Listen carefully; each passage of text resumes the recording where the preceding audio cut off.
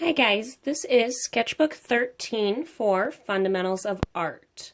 Today we're going to focus on drawing a figure. For this you're going to need a pencil, a ruler, and your sketchbook. It should already be labeled Sketchbook 13 at the bottom. So the interesting thing about figures is that everyone is somewhere between 7.5 to 8.5 heads tall. So meaning if I measured my head, I'd be like 8 times as tall as that. What we're going to do is, using the ruler, first divide up our paper into 8 even spots. That means you're going to make a tick mark at the 0, at the 1, 2, 3, 4, all the way down to the 8-inch mark. It doesn't matter to me if you do this portrait, landscape, whatever works best for you. All right, go ahead and extend those tick marks. All right, then I like to go through and label the spaces from 1 all the way up to 8. So some people say it's 7.5 heads tall, some people say 8 heads tall, some people say even 8.5 heads tall. We're gonna just go with a nice even 8. All right, we're gonna start up at the top. And in space 1, begin drawing the head of your figure. This should not be quite a circle. Rounded on top, a little more of a jawline. And it should go from the top of space 1 to the bottom line of space 1.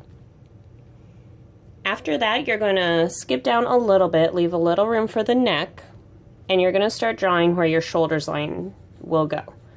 Now, this is going to be a really blocky person, almost like artist mannequins. So your shoulder lines is just going to be a straight line across.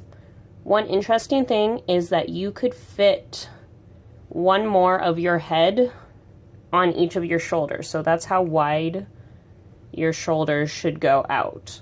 So if I measure this right here, he could fit another head exactly on each shoulder. All right, after that, we're going to draw down, clear down 2 boxes to make the waist. Now this is going to be kind of like a triangular shape as it comes in.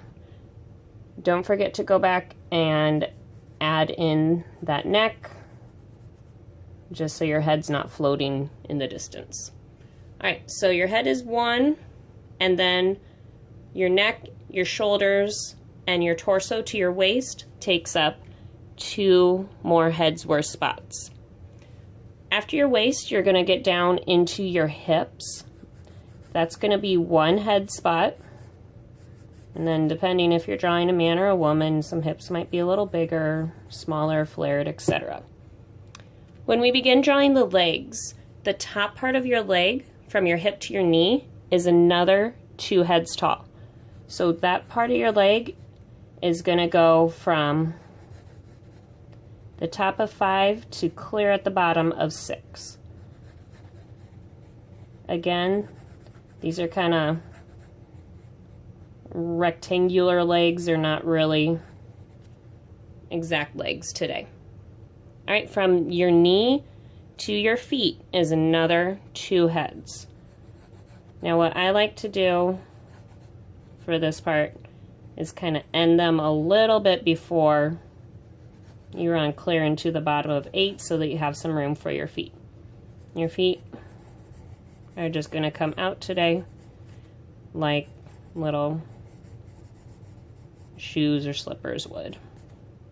Okay, there's one item we're missing, which is your arms. So your arms are obviously going to go up here from the top of your shoulder, and from your shoulder to your elbow takes up about another 2 boxes. So it's really more like maybe 1.5 by the time your shoulders droop down. All right. The one thing I don't want you to do is draw your arms sticking clear out straight, so it's not like you've got Hulk arms and they're so buff that you have to go through a door sideways. All right.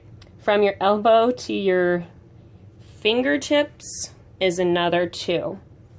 So these will actually go from the top of 4 clear to the bottom of 5. Same as we did with the legs, I stop it a little before that so you have room to draw on your hands. Now the interesting thing with your hands, the middle finger goes right to the very middle of your thigh, which is where ours are ending. Alright, so your finished one should look something like one of these awesome guys here. Very basic shapes, blocked out, ready to go.